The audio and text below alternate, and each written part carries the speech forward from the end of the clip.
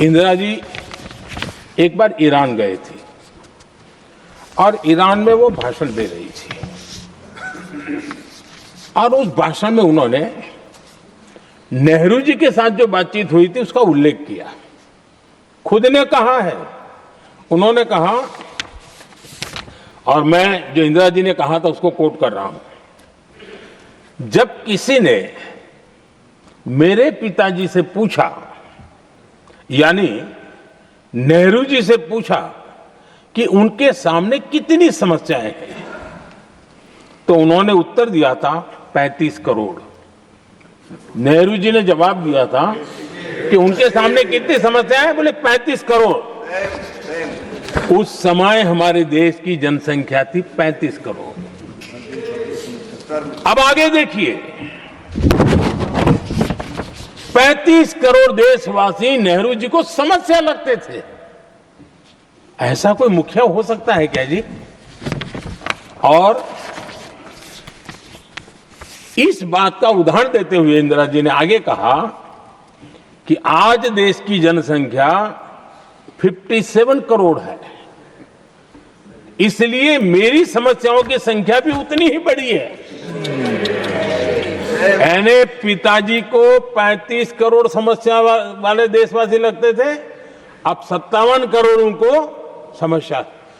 कोई ऐसा हो सकता है जो अपने ही देशवासियों को समस्या माने? ये फर्क है उनकी सोच और हमारी सोच में, ये फर्क है उनके अप्रोच और हमारे अप्रोच में।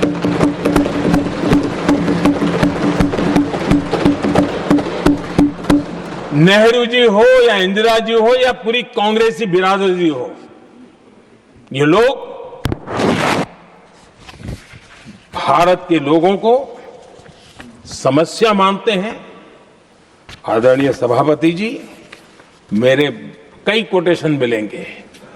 मैंने दुनिया के सामने कहा है, देश के सामने कहा है, और कहा है इसलिए नहीं, ये मेरा कन्विक्शन है। अरे चुनौतियां कितनी ही क्यों ना हो, 140 करोड़ समाधान हमारे पास है।